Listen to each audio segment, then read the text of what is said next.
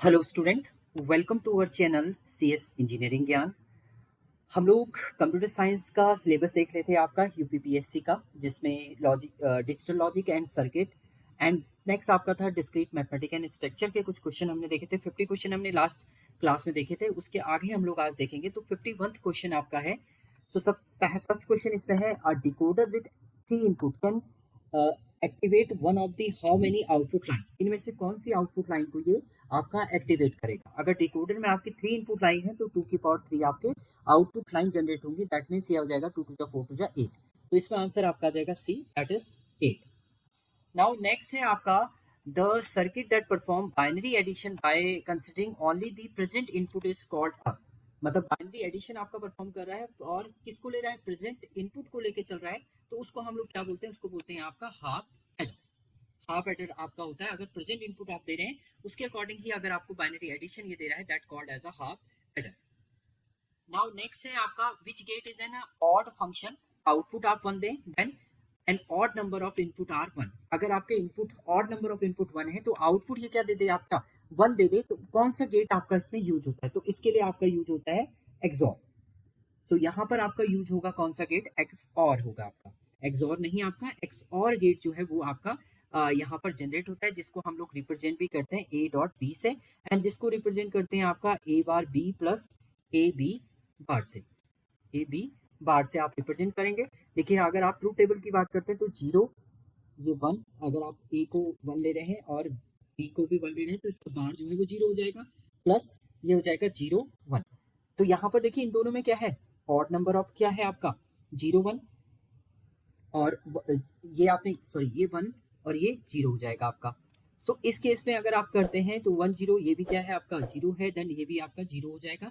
यानी आपके even number of 1 है तो आपका ये 0 रिटर्न करेगा, और अगर आपके ऑड नंबर ऑफ 1 हो जाएंगे तो आपका क्या आ जाएगा, ये आपका रिटर्न करेगा एज अ 1। अगर आप ट्रूथ टेबल की बात करते हैं, अगर आप कंफ्यूज हो रहे हैं तो ये लिखिए, देखिए 0 0 0 1 1 0 एंड 1 1। इसमें अगर आप आउटपुट फाइंड आउट करेंगे, पहले आप ए बार फाइंड आउट करें, बी बार फाइंड आउट करें, देन उसके बाद आप यहाँ पर लिखेंगे ए बार बी आप फाइंड आउट करेंगे, फिर ए बी बार आपने फाइंड आउट किया, एंड देन आप इसको जब आप प्लस करेंगे A bar B plus A B bar आप करेंगे, तो आपको जो आउटपुट मिलेगा वो मिल जाएगा आपका 0 1 1 0। यानी जहां पर आपके ऑड नंबर ऑफ 1 है वहां पर आपका 1 आएगा। या सिंपल हम लोग वो ये भी बोलते हैं, जब आपके दोनों इनपुट, अगर आप 2 इनपुट की बात करें तो दोनों इनपुट आपके डिफरेंट होते हैं तो आउटपुट आपका 1 आता है एक्सॉर में। नाउ नेक्स्ट है आपका the Boolean expression for a 2 input XOR gate is. तो 2 इनपुट एक्सॉर गेट का जो आउटपुट रहता है वो आपका क्या रहता है, A bar B plus A B bar. ये अभी हमने देखा था, ये आपका ये एक्सनॉर गेट का आउटपुट है, ये आपका सिंपल और गेट का आउटपुट है, और ये आपका एंड गेट का आउटपुट है आपका।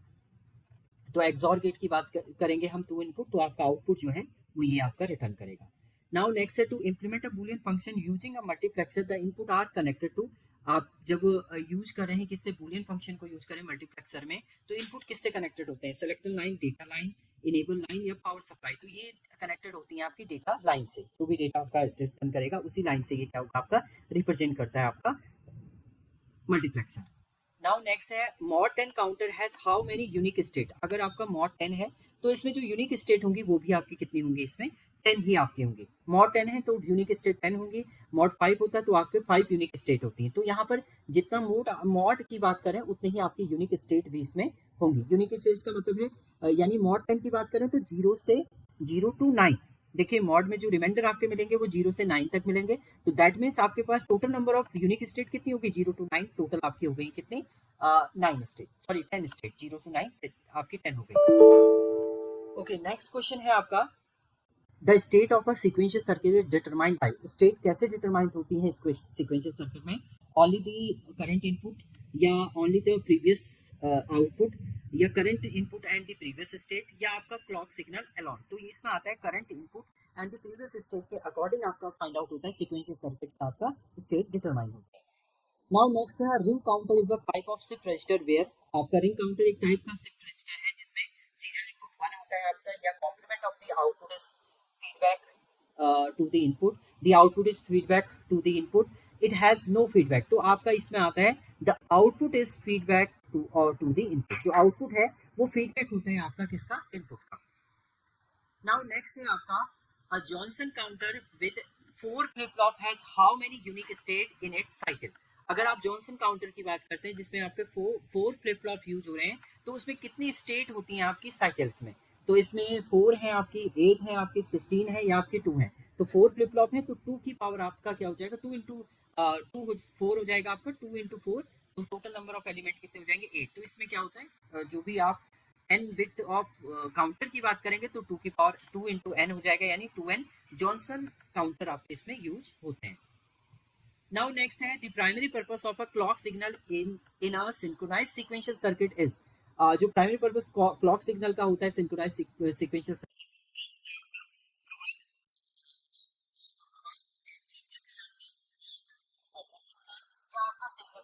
लॉजिक है, तो इसमें आपका होता है synchronize state change. Synchronize format में आपकी स्टेट जो चेंज होती है वही आपका डिफाइन करता है, प्राइमरी पर्पस होता है आपका क्लॉक सिग्नल का। नाउ नेक्स्ट है the main advantage of D RAM over the S RAM. Dynamic RAM का एस रैम के ऊपर क्या आपका मेन एडवांटेज है? Simpler circuit and high density है, मोर बिट पर चिप आप कर सकते हैं, या डज नॉट रिक्वायर रिफ्रेशिंग। तो आपका सिंपल हम लोग बोल सकते हैं सिंपलर सर्किट है एंड हाई डेंसिटी होती है, जिससे आपका मोर बिट पर चिप आपके एग्जीक्यूट होते हैं इसमें। नाउ नेक्स्ट है रोम इज यूज टू स्टोर। रोम क्या आपका स्टोर करता है, टेम्परेरी वेरिएबल करता है, या ऑपरेटिंग सिस्टम करता है, या बूट स्टेप लोडर प्रोग्राम करता है यूजर डेटा। तो जो आपका रोम है वो क्या करता है, आपका बूट स्टेप लोडर प्रोग्राम को क्या करता है, आपका स्टोर करने का काम करता है, एंड अदर फ्रेमवर्क की अगर हम बात करें तो वहां पर भी वो आपका इंप्लीमेंट करेगा। नाउ नेक्स्ट है the process of storing data into a P ROM is called. P programmable read only memory होती है आपकी। तो स्टोरिंग डेटा जो इसमें आप प्रोसेसिंग ऑफ स्टोरिंग डेटा का वर्क को क्या बोलते हैं, आपका रिफ्रेशिंग बोलते हैं, प्रोग्रामिंग बोलते हैं, आपका डिकोडिंग बोलते हैं, या एड्रेसिंग बोलते हैं। तो इसमें इसको बोला जाता है आपका प्रोग्रामिंग। नाउ नेक्स्ट है कैच मेमोरी प्लेस बिटवीन। अब कैचे मेमोरी जो है वो प्लेस किसके किसके बीच में होती है, मेन मेमोरी और सीपीयू के बीच में आपकी जो होती है वो आपकी कैचे मेमोरी लगी होती है। तो हम लोग सीधे बोल सकते हैं रैम और सीपीयू के बीच में आपकी जो है वो लगी रहती है आपकी कैचे मेमोरी। तो सीपीयू एंड मेन मेमोरी के बीच में जो आपकी होती है, फास्टली डेटा एक्सेस करना है तो आपका किसके थ्रू होता है, कैचे मेमोरी के थ्रू आपका एक्सेस होता है।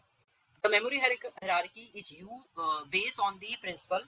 किस प्रिंसिपल पे बेस होती है आपकी memory hierarchy? Locality of reference, boolean algebra, sequential accessing, या रैंडम एक्सेस। तो लोकेलिटी ऑफ रेफरेंस के अकॉर्डिंग जो होता है वो आपका डिफाइन करता है आपका हायरार्की ऑफ मेमोरी को। सो लोकेलिटी ऑफ रेफरेंस पे ये डिपेंड करता है आपका। If A is the subset of B, अगर ए क्या है, सबसेट है बी का, तो अगर आपने ए यूनियन बी किया है तो ये इक्वल टू होगा। तो हम लोग क्रिएट कर लेते हैं, जैसे बी आपने क्या लिखा है यहाँ पर, बी का आपने सेट बनाया 1 2 3 4। अब आपने यहाँ पर ए जो है वो सबसेट है बी का, सबसेट मीन्स कुछ पार्ट है 2 और 3 हम लोग ले लेते हैं। अब अगर आप क्या करें यहाँ पर ए यूनियन बी करें, यूनियन बी का मतलब है ऑल एलिमेंट, तो आपका ये रिटर्न करेगा 1 2 3 4। तो यहाँ पर ये रिजल्ट किसके इक्विवेलेंट आ गया, बी के इक्विवेलेंट आ गया। तो हम सीधे बोल सकते हैं ए यूनियन बी क्या होगा, आपका बी के इक्विवेलेंट होगा। नाउ नेक्स्ट है the set of all subset of S is called its all subset. एक सेट के सभी सबसेट को हम लोग क्या बोलते हैं, उसके पावर सेट बोला जाता है। Power set is a subset of set. Set का जो सबसेट हम लोग बात कर रहे हैं वो पावर सेट आपके होते हैं। A relation that is reflexive. कोई रिलेशन अगर रिफ्लेक्सिव है, सिमेट्रिक है एंड ट्रांजिटिव है तो उसको क्या बोला जाता है, उसको बोला जाता है आपका equivalence relation. So equal relation की अगर आप बात करेंगे तो वो रिफ्लेक्सिव भी होना चाहिए। रिफ्लेक्सिव का मतलब है 2 2 3 3 4 4, मतलब 2 2 भी होना चाहिए। अगर आपके 1 2 3 एलिमेंट है तो आपके पास 1 1 2 2 3 3 होना चाहिए। सिमेट्रिक का मतलब 1 2 है तो 2 1 भी होना चाहिए आपका इसमें। और ट्रांजिटिव का मतलब है 1 2 है 2 3 है तो 1 3 भी आपका होना चाहिए उस सेट के अंदर, सबसेट के अंदर। तो इसको बोलते हैं आपका इक्विवेलेंस रिलेशन। नाउ नेक्स्ट है इनवर्स ऑफ अ रिलेशन। अगर 1 2 3 4 दे रखा है, इसका इनवर्स बोल रहे हैं तो इनवर्स का मतलब होता है अपोजिट हो जाता है, यानी 2 1 और 4 3 की हम लोग बात कर देंगे यहाँ पर। ये आपका क्या हो जाता है, ये आपका होता है इनवर्स रिलेशन। सो इनवर्स के लिए आप यहाँ पर 2 1 और 4 3 को आप डिफाइन कर देंगे। नाउ नेक्स्ट है the number of reflexive relation of a set with N element is. An element है तो इसमें कितने रिफ्लेक्सिव रिलेशन आपके जनरेट हो सकते हैं, तो वो हो सकते हैं आपके 2 की power n n minus 1। Reflexive relation की अगर आप बात करेंगे, अगर n एलिमेंट हैं आपके तो total number of reflexive relation जो हो सकते हैं वो हो सकते हैं 2 की power n n minus 1 reflexive relation आपके जनरेट हो सकते हैं। देखिए इसको कैसे डिफाइन करेंगे, जैसे 1 2 3 आपने दिए हैं, अभी आपके पास कितने हैं तीन एलिमेंट है, तो रिफ्लेक्सिव रिलेशन आप फाइंड आउट कर सकते हैं 2 की पावर एन कितना है आपका 3 और 3 माइनस 1, तो यानी 3 इंटू कितना हो जाएगा 2, तो 2 की पावर 3 इंटू कितना हो जाएगा 2, 3 टू जा 6, 2 की पावर 6, यानी टोटल रिलेशन जो हो सकते हैं वो 2 की पावर 6 इसमें डिटरमाइन आपके हो सकते हैं। नाउ नेक्स्ट है a function f such that a tends to b is injective 1 to 1 if, अगर a tends to b injective है 1 to 1 कब होगा आपका, जब f a equal to F B implies a equal to b हो, या for every a b in b where a and a with f a equal to b है आपका, f a not equal to b है, या domain is equal to the codomain. तो यहाँ पर जो कंडीशन है 1 to 1 तभी होगा जब आपका f a equal to F B होगा, जहाँ a इक्वल टू b आपका जनरेट होगा। नाउ नेक्स्ट है आपका the function F X equal to floor of function is, ना ये 1 1 है ना ये ऑन टू रिलेशन है, तो हम लोग इसको बोल सकते हैं ना ये नाइदर इंजेक्टिव है नॉट सब्जेक्टिव है। देखिए इंजेक्टिव के लिए अगर आप यहाँ पर लिख रहे हैं एफ ऑफ 1.2 लिख रहे हैं तो इसकी वैल्यू भी आपकी 1 आएगी, एफ ऑफ 1.3 1.8 लिख रहे हैं तो इसकी वैल्यू भी आपकी क्या आ रही है 1 आ रही है, तो ये तो इंजेक्टिव तो हो नहीं सकता आपका, 1 to 1 तो हो नहीं सकता है, 1 to 1 तो हो ही नहीं सकता है, तो ऑप्शन एक ऐसा ही दिया है जिसमें नाइदर इंजेक्टिव है तो सब्जेक्टिव भी नहीं होगा, ऑन टू भी नहीं होगा, तो इसका मीनिंग क्या है आपका neither subjective nor injective. Next है आपकी composite of two bijective function is, दो बाइजेक्टिव फंक्शन का कंपोजिट जो है वो क्या आता है आपका, not a function, injective only, subjective only और या बाइजेक्टिव, तो यहाँ पर क्या होता है आपका बाइजेक्टिव होता है, composite of two bijective function वो भी आपका क्या आएगा बाइजेक्टिव ही जनरेट आपका होगा। नाउ नेक्स्ट है F X equal to 2x है, G X equal to X divided by 2 है, तो जी के अंदर आपको एफ एक्स को एक्सेस करना है, तो एफ एक्स क्या है 2x, यानी जहां पर जी में आपने x रखा है वहां पर आप क्या रख देंगे 2x रख देंगे, तो 2x डिवाइडेड बाई 2, तो आपका 2 से 2 कैंसिल हो गया, बचा आपका कितना x, तो यहाँ पर आंसर जो रिटर्न कर देगा वो क्या आ जाएगा आपका x, ये आपका रिटर्न आपका हो जाएगा यहाँ। नाउ नेक्स्ट है आपका the number of function for a set with m element to a set of n element is, सीधे हम लोग बोल सकते हैं ये क्या हो जाता है आपका n की पावर m, n की पावर m हो जाएगा number of function from a set with m element है, सेट विद n एलिमेंट, तो यहाँ पर जो नंबर ऑफ फंक्शन आपके क्रिएट हो जाएंगे वो हो जाएंगे n की power m।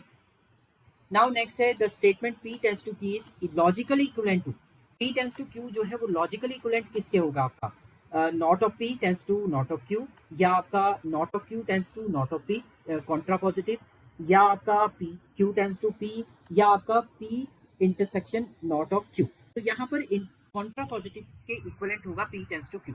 p tends to q में क्या होता है आपका जब दोनों वैल्यू, पहली वैल्यू फॉल्स है दूसरी वैल्यू ट्रू है तब ये ट्रू आएगा, जब आपका यहाँ ट्रू है और ये फॉल्स है तो आपका ये क्या देता है फॉल्स देता है, अदरवाइज अगर फॉल्स फॉल्स है आपका तो ये क्या देगा ट्रू देगा, और जब आपका ट्रू ट्रू है तो भी आपका क्या देता है ये ट्रू देता है। अगर ये मैं मान लूँ यहाँ पर ये आपका p है ये q है, तो ये हमेशा आपका रिजल्ट क्या है p टेंड्स टू q की कंडीशन है।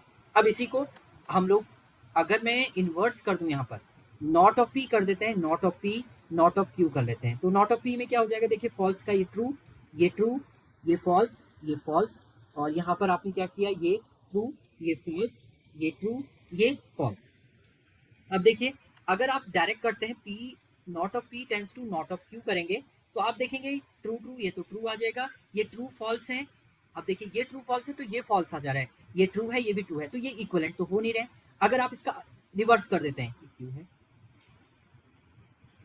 q tends to not of p अगर आप करते हैं यानी ये टेंस टू ये तो ट्रू ट्रू ये तो ट्रू आ जाएगा, ये फॉल्स ट्रू है तो यहाँ पर ये फॉल्स ट्रू है तो ये भी ट्रू आएगा, अब ये ट्रू फॉल्स हो गया तो यहाँ पर ये फॉल्स आ जाएगा, अदरवाइज और वैल्यू ट्रू आ जाएंगी, तो आपका कॉन्ट्रा पॉजिटिव के केस में ये क्या आता है आपका इक्विवेलेंट आपका रहेगा।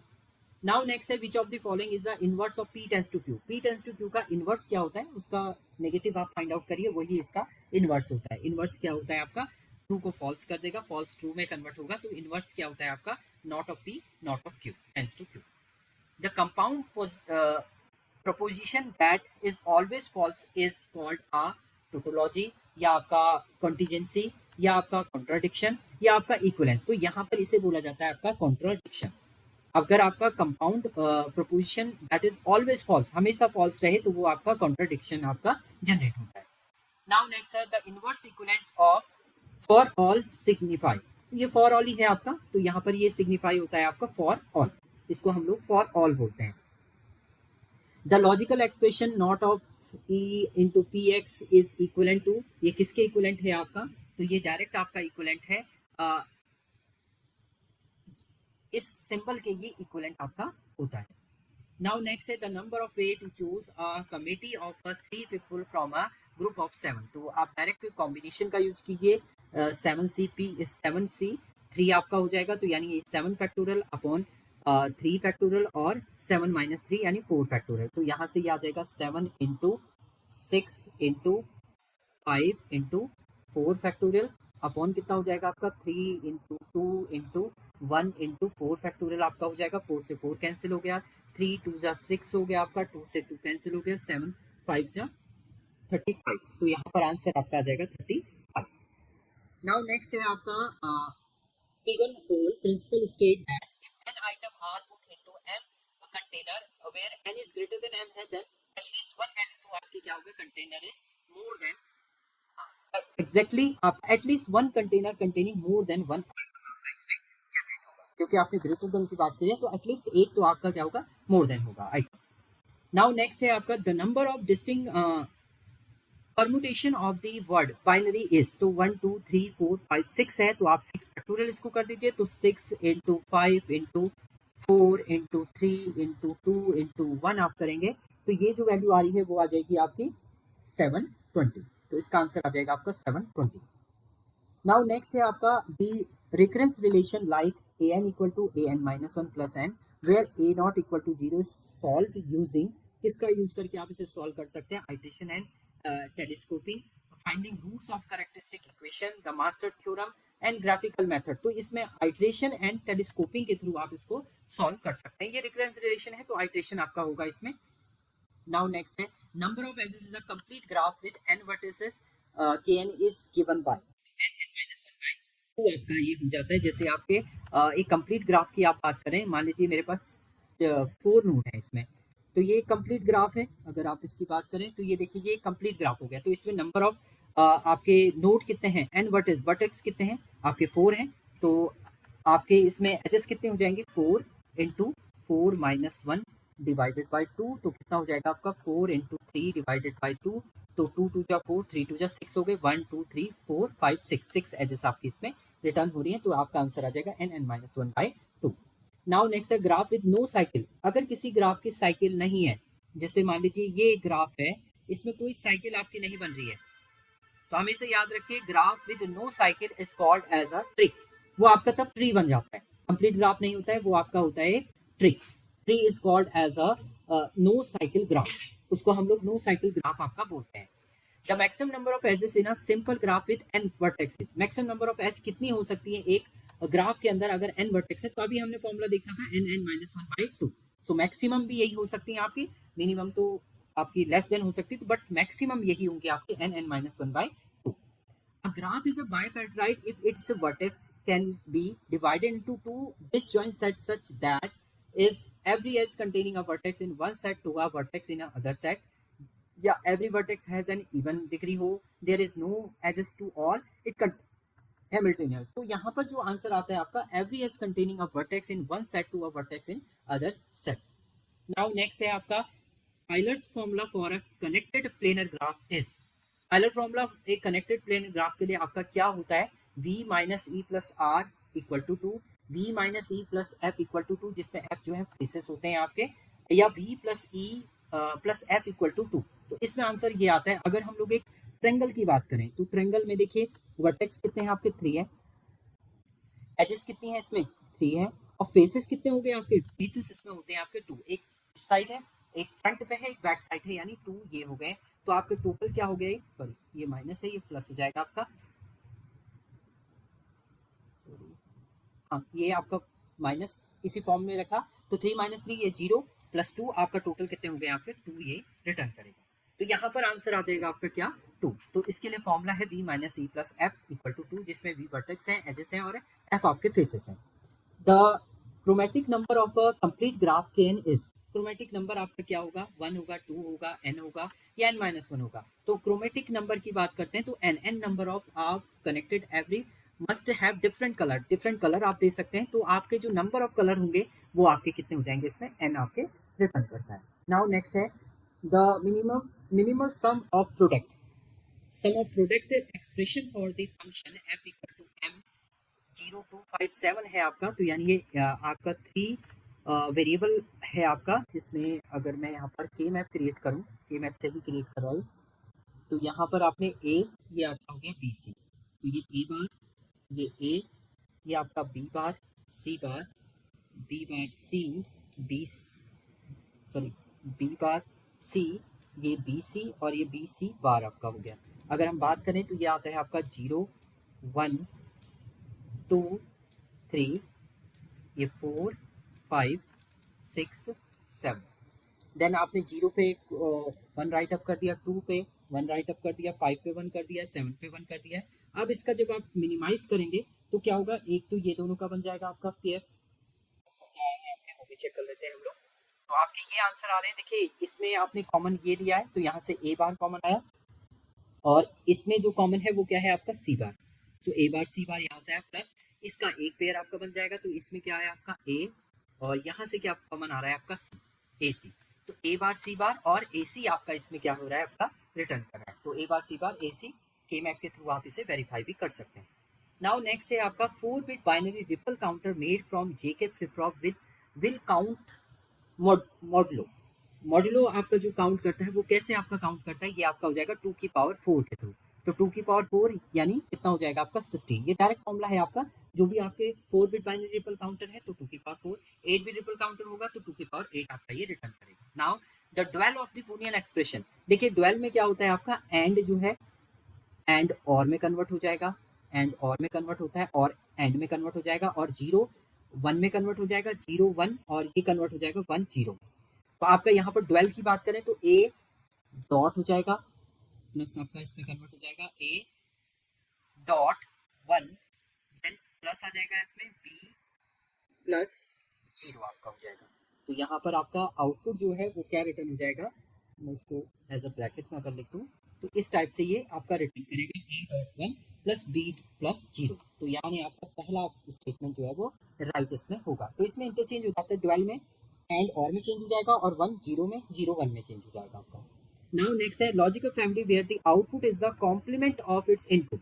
देखो जो आउटपुट है वो आपका कॉम्प्लीमेंट है इनपुट का, तो वो क्या होता है आपका, वो नॉट होता है, 0 देते हैं 1 आ जाता है, 1 देंगे तो 0 आपका आ जाएगा। तो नॉट गेट जो है वो क्या करता है आपका, इम्प्लीमेंट करता है complement of a number, so not gate की हम लोग बात कर सकते हैं। In a sequential circuit the output is a function of, sequential circuit में आउटपुट जो है present state only Moore mode, present state only Mealy mode, ये दोनों पे काम करता है आपका, मोरे एंड मिडे दोनों स्टेज पे काम करता है आपका कौन, सीक्वेंशियल सर्किट का आउटपुट। वो आपका प्रेजेंट इनपुट पे भी करेगा और प्रेजेंट स्टेट पे भी आपका वो काम करेगा आपका, मोरे मिडे दोनों पे आपका वर्क करता है। यानी the number of relation from a set A with M element, एक सेट ए है जिसमें एम एलिमेंट है, to a set B with N element, M element आपके ए में है और बी में आपके क्या है, एन एलिमेंट है, तो नंबर ऑफ रिलेशन कितने बनेंगे इसमें, नंबर ऑफ रिलेशन हो जाएंगे आपके एम ए, की पावर एम एन, 2 की पावर एम एन होते हैं आपके, यानी पावर में जो वैल्यू होंगी उतने रिलेशन आपके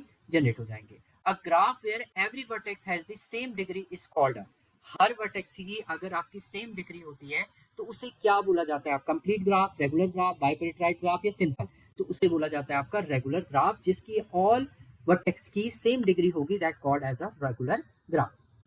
Now next है the handshaking lemma for a graph state that a sum of all vertex degrees equal to, handshaking lemma में जो आपके ग्राफ के स्टेट है, sum of all vertex degree जो है वो किसके इक्वल होती है, number of vertex, number of edges, twice the number of edges, या क्रोमेटिक नंबर, तो ये होती है twice the number of edges के आपके इक्विवेलेंट ये होंगे।